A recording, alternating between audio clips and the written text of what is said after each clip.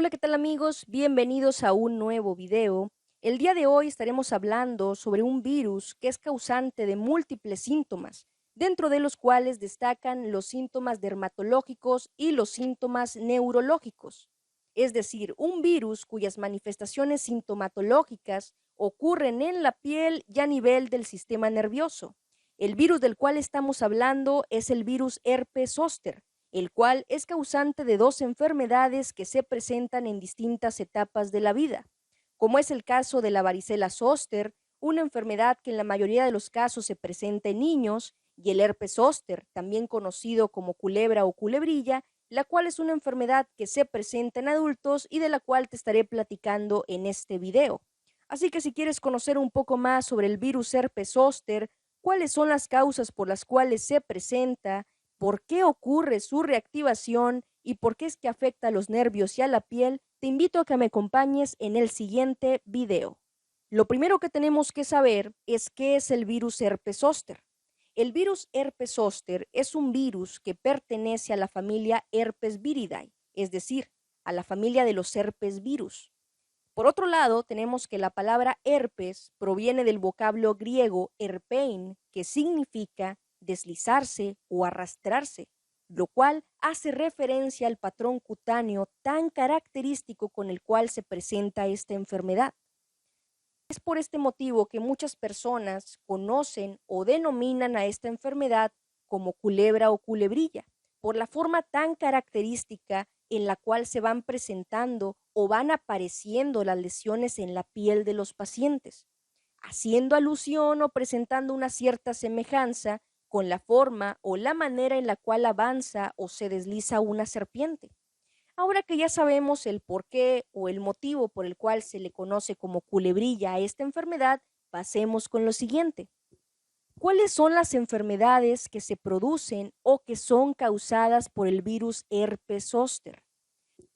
El virus herpes zóster es causante de dos patologías o de dos enfermedades que son la varicela zóster y el herpes zóster. Este último resulta ser una reactivación de la varicela zóster. Pero ¿por qué decimos que es una reactivación?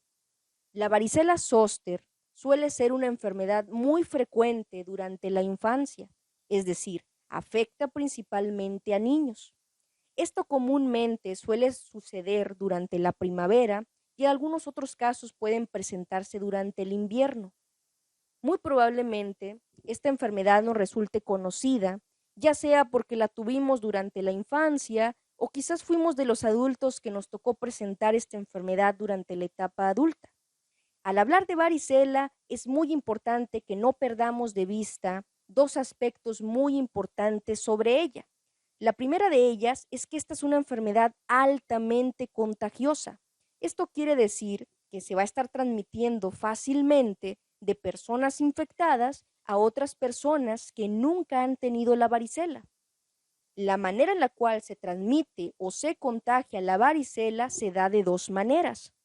La primera se puede dar a través del aire, mediante la inhalación de secreciones respiratorias procedentes de la nariz o procedentes de la garganta.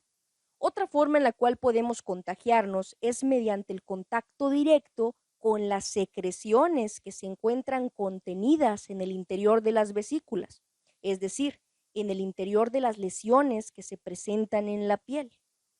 Una vez que el virus ingresa al interior del individuo por cualquiera de las dos formas de contagio que hemos mencionado previamente, este va a comenzar a replicarse, es decir, comienza a multiplicarse en el interior de nuestro organismo, más específicamente a nivel de las células epiteliales presentes en el aparato respiratorio. Dicho de manera más sencilla, la varicela es una enfermedad que se desarrolla o más bien va avanzando de manera sigilosa en el transcurso de días o semanas hasta que finalmente hace su aparición en la piel.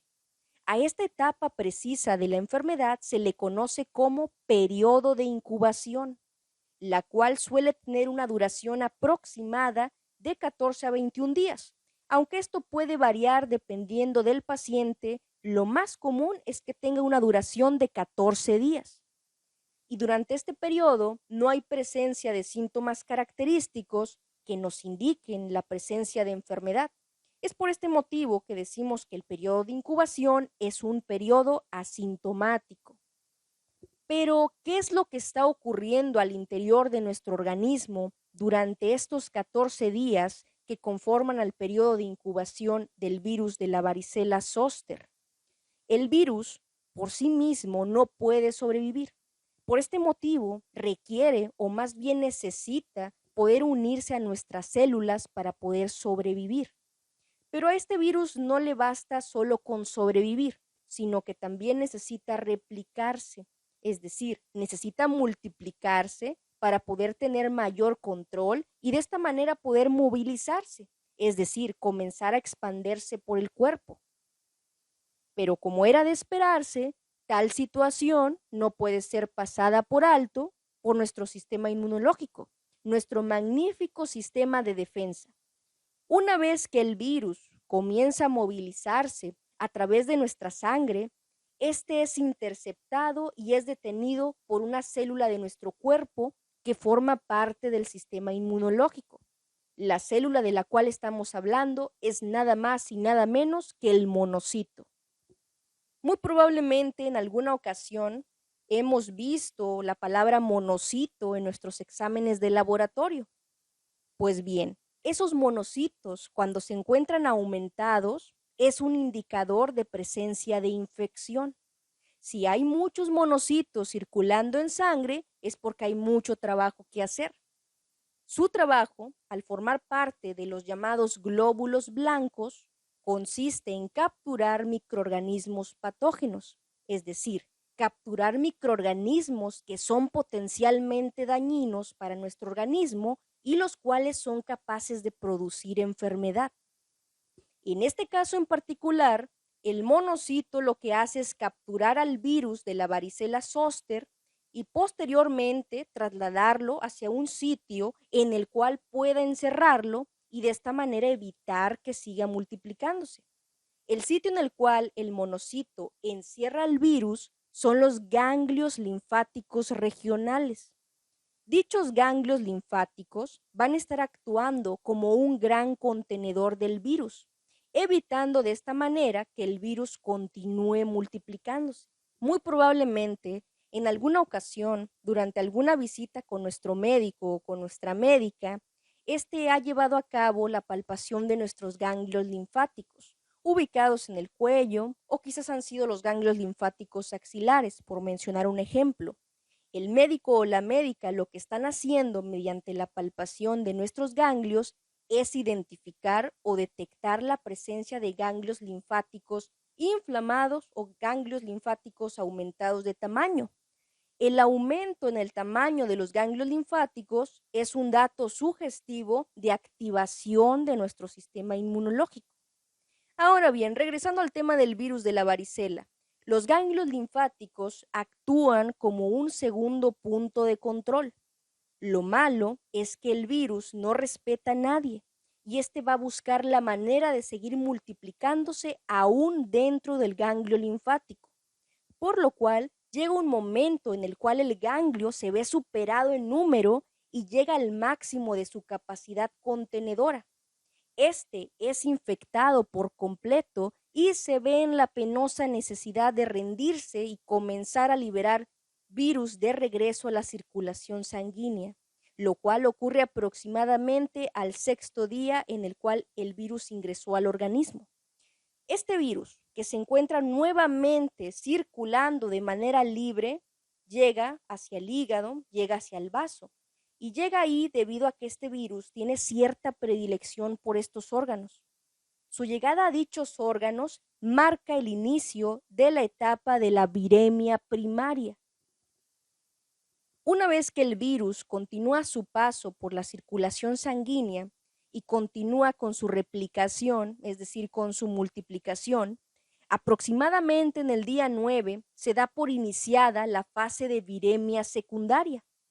Ya el virus durante esta fase se encuentra imparable mientras circula de manera libre por la circulación sanguínea. Pero, oh sorpresa, el sistema inmunológico vuelve a hacer acto de presencia y viene decidido a poner orden en esta situación. En un tercer intento por detener al virus, los linfocitos T hacen acto de aparición y proceden a detener al virus circulante. Lo malo es que una vez capturado por los linfocitos T, estos, en un intento por eliminarlos del cuerpo, los van a llevar hacia la piel. Más específicamente, los llevan hacia las células que conforman la piel, los llamados queratinocitos. En este punto se ve consolidada la fase de viremia secundaria y comienzan a aparecer en la piel las manifestaciones cutáneas tan características de esta enfermedad. Aquí es muy importante mencionar que durante las 24 a 48 horas previas a la aparición de las lesiones en la piel, se ha dado por iniciada la siguiente etapa de esta enfermedad, la cual corresponde a la etapa de transmisión. La etapa de transmisión es la etapa en la cual existe una mayor probabilidad de contagio. También es muy importante mencionar que durante estas 24 a 48 horas previas a la aparición de las lesiones, el individuo se encuentra atravesando o pasa por la llamada fase de pródromo, en la cual comienzan a aparecer los síntomas o las manifestaciones clásicas de esta enfermedad, como lo son la fiebre, la cual suele ir desde los 37.8 grados centígrados hasta los 39 grados centígrados, con una duración aproximada de 3 a 5 días. También aparece el malestar general, dentro de lo cual podemos mencionar la cefalea, el dolor de cabeza, las mialgias y artralgias, es decir, el dolor muscular y dolor en articulaciones. Algunos pacientes también pueden presentar faringitis, dolor de garganta. Y por último, dentro de los síntomas podemos mencionar a la pérdida de apetito. Posteriormente, una vez iniciada la fase de pródromo, es decir, la fase en la cual se presenta la mayor parte de los síntomas que ya previamente hemos mencionado, se da por iniciada la fase del exantema, es decir, aparecen los granitos tan característicos de esta enfermedad. Ahora bien, para poder entender mejor la fase del exantema, es muy importante que sepamos qué es un exantema. Un exantema, en términos generales, es una lesión que se presenta en la piel, la cual puede presentarse de forma localizada o generalizada.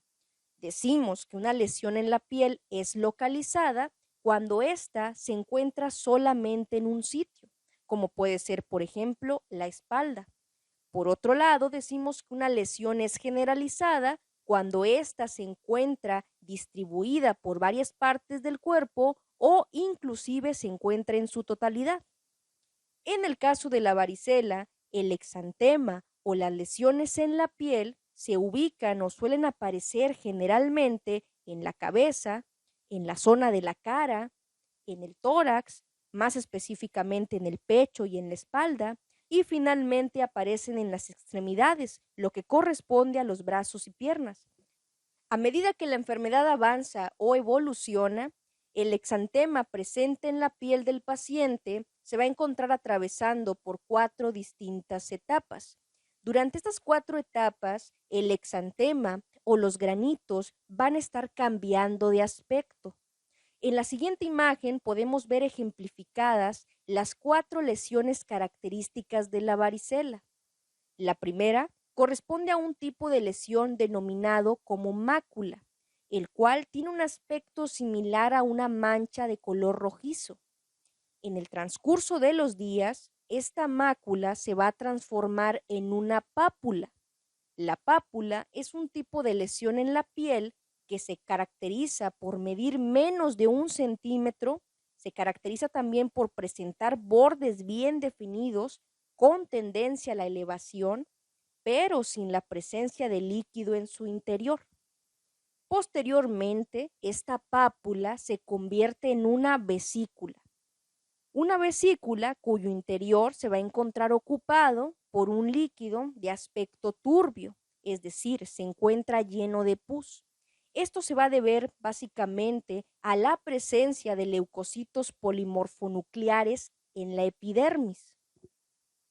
¿Recuerdan a los linfocitos T de hace un momento? La activación del sistema inmunológico a través de la captación del virus a través de los linfocitos T y su posterior traslado hacia la epidermis, que es la capa más superficial de la piel, provocan la aparición de estas vesículas en la piel. La presencia de líquido turbio o de pus al interior de dichas vesículas es el resultado de la acción de los linfocitos T, del interferón alfa, del interferón beta, así como de la aparición de espacios de líquidos que se da entre las células que están conformando a la piel. Todo esto ocurre como resultado directo de la activación de nuestro sistema inmunológico en un intento por eliminar el virus del organismo. Ahora bien, generalmente al sexto día desde la aparición de las lesiones, la mayoría de estas se encuentra en la última etapa, la cual corresponde a la costra. Las costras se van a estar cayendo generalmente en 1 o 2 semanas, dejando un área de hipopigmentación, es decir, van a dejar un área con un aspecto descolorido o con tendencia a la descoloración, la cual es temporal y en el transcurso de los días va a ir desapareciendo. Ahora bien, una vez que ya conocemos un poco más sobre la varicela zóster, cuya enfermedad es producida como consecuencia de un primer contacto con el virus herpes zóster, muy probablemente nos estemos preguntando qué pasó con el virus, a dónde se fue o qué ha pasado con él.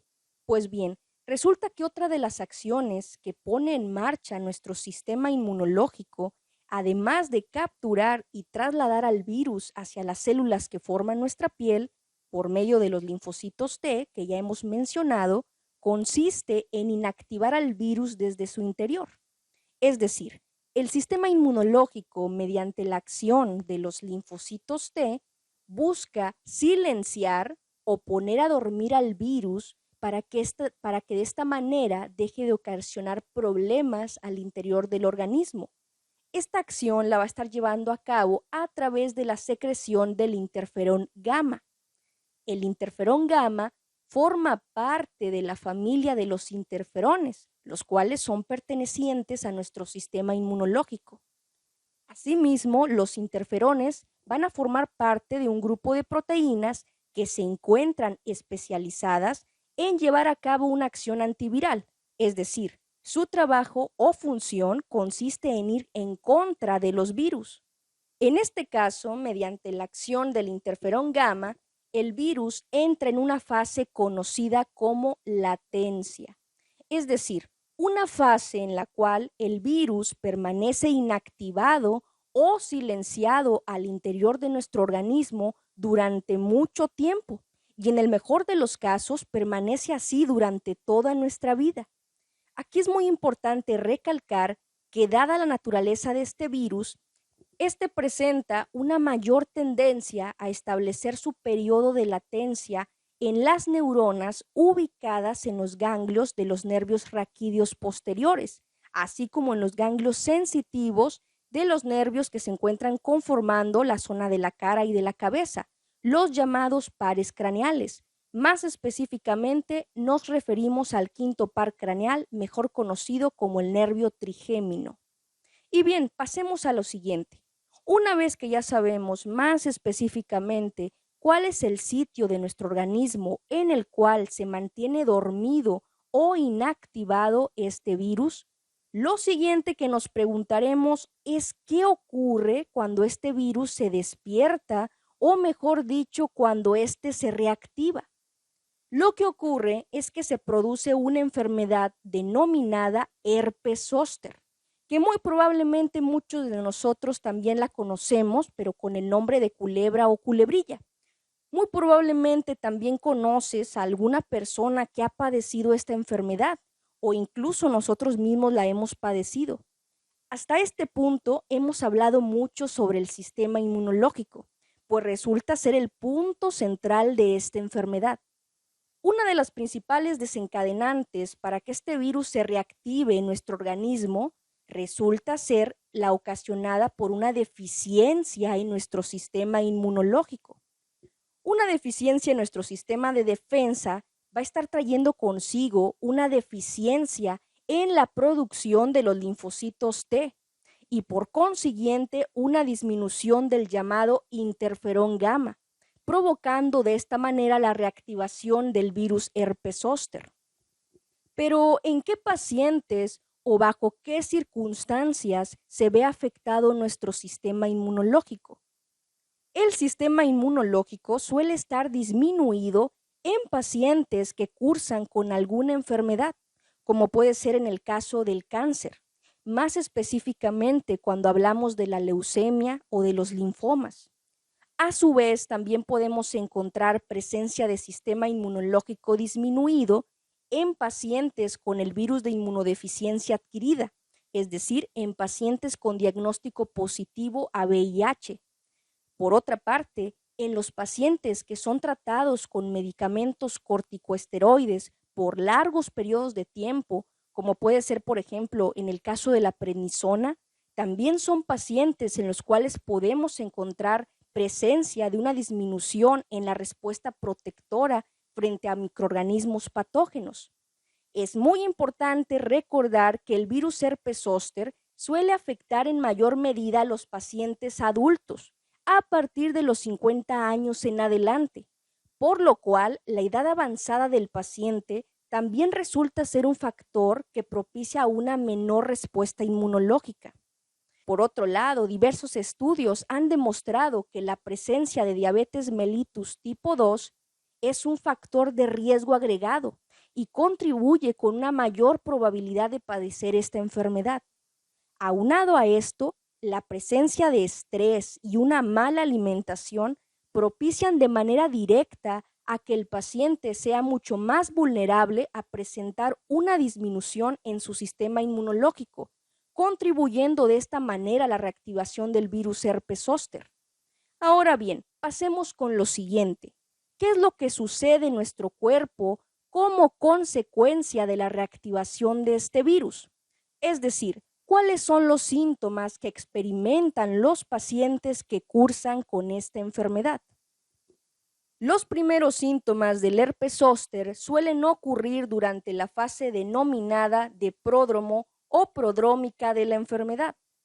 Dichos síntomas consisten en el dolor se encuentra ubicado o localizado en un solo sitio en específico, presentándose con mayor frecuencia en la zona torácica, ya sea del lado derecho o del lado izquierdo. También suele aparecer en la zona de la cara o inclusive puede presentarse en un ojo. Muy probablemente alguna vez hemos oído hablar del herpes oftálmico y del fuerte dolor de tipo punzante que éste produce en dichas zonas. Otro de los síntomas que suelen aparecer son las llamadas parestesias, las cuales consisten básicamente en una sensación de ardor u hormigueo que se da en el área afectada, así como la presencia de prurito, que es esa sensación de picor o comezón que suele aparecer en el área afectada. Generalmente estos tres síntomas suelen aparecer de manera previa a las lesiones en la piel, es decir, estos tres síntomas generalmente vienen a ser la advertencia de que algo está por suceder. La aparición de las lesiones en la piel dan por iniciada la fase aguda de esta enfermedad, la cual suele darse 24 a 48 horas después de los síntomas que previamente hemos mencionado. Pero, ¿cómo son o cuál es el aspecto que tienen estas lesiones? Al igual que en el caso de la varicela, las lesiones o los granitos en la piel son máculas, pápulas y vesículas. La diferencia es que aquí hay una lesión más, la cual es denominada como pústula. Y por último tenemos a la costra. La forma o la distribución en la cual estas lesiones se presentan en el herpes zóster varía, siendo frecuentemente de distribución lineal, siguiendo el dermatoma que está siendo afectado. Para poder entender esto, es muy importante saber qué es un dermatoma. Un dermatoma es una región específica de la piel cuya sensibilidad se va a encontrar a cargo de un nervio raquídeo, junto con su respectivo ganglio espinal. Aquí el ganglio espinal viene a ser el intermediario entre los nervios raquídeos y el sistema nervioso. Recordemos que el virus herpes zóster es un virus que va a permanecer en estado de latencia en los ganglios espinales, es decir, permanece dormido en estos ganglios. Una vez que éste se reactiva, éste comienza a avanzar a través del nervio, ocasionando de esta manera el dolor y las parestesias que acompañan a esta enfermedad. En términos mucho más sencillos, los dermatomas son la manera organizada en la cual los nervios llegan y se distribuyen a zonas específicas de nuestro cuerpo. Dependiendo del dermatoma que sea afectado, será el sitio en el cual hagan su aparición los síntomas.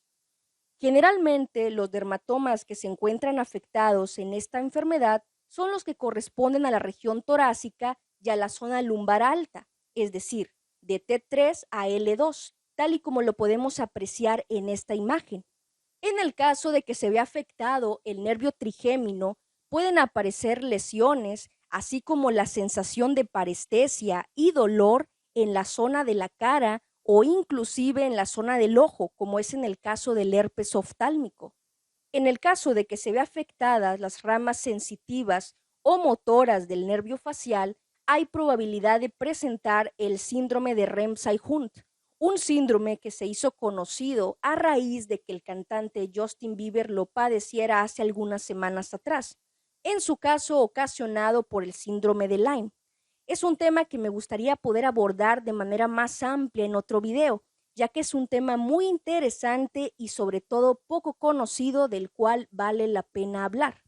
Ahora bien, regresando al tema, otra de las características de distribución que presentan estas lesiones en la piel del paciente, que además de ser lineales, pues van a tener tendencia a presentar un aspecto de racimos, ya que las lesiones se van a encontrar muy juntas entre sí y con una base enrojecida, a la cual se le conoce como base eritematosa. Encima de esta base eritematosa o esta zona enrojecida, podemos ver cómo es que se encuentran las máculas, las pápulas, las vesículas, las póstulas y las costras. Todas estas lesiones se encuentran en diferentes estados de evolución. Generalmente son las máculas y las pápulas las primeras lesiones en aparecer. Posteriormente, estas lesiones pasan a ser vesículas en un periodo de tiempo aproximado que va de las 12 a las 24 horas. Una vez que dichas lesiones se transforman en vesículas, pasan de 3 a 4 días para que éstas evolucionen o se transformen en las llamadas pústulas, las cuales se caracterizan por contener material purulento altamente infeccioso. Finalmente, hacen acto de aparición las costras, aproximadamente 7 días después. Este proceso se va repitiendo en brotes durante 7 días. La curación de las lesiones suele suceder en un tiempo aproximado que va de los 10 a los 15 días. En cuanto al tratamiento, generalmente este se encuentra enfocado principalmente en disminuir los síntomas, disminuir la presencia del dolor tan característico de esta enfermedad, así como disminuir al máximo posible la presencia de complicaciones como pueden ser, por ejemplo, la neuralgia posherpética. En el caso del dolor, el cual puede variar de intensidad, se utiliza paracetamol en conjunto con el tramadol. Esto en pacientes con dolor que va de leve a moderado. En los casos en los cuales el dolor es de una intensidad severa, un dolor referido por el paciente como insoportable, puede utilizarse la morfina. En los casos en los cuales ninguna de estas dos opciones dio resultado, se opta por tratamientos especiales, como lo son, por ejemplo, las infiltraciones o los bloqueos anestésicos, con la finalidad de desaparecer el dolor de la zona afectada.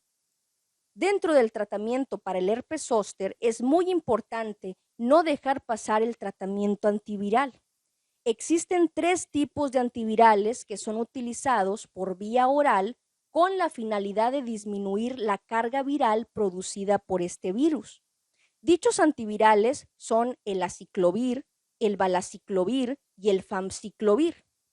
En cuanto a la elección del tratamiento antiviral, la elección de un antiviral depende de las características del paciente, como lo son, por ejemplo, la edad, el número de lesiones que presenta, así como la severidad de dolor que presenta.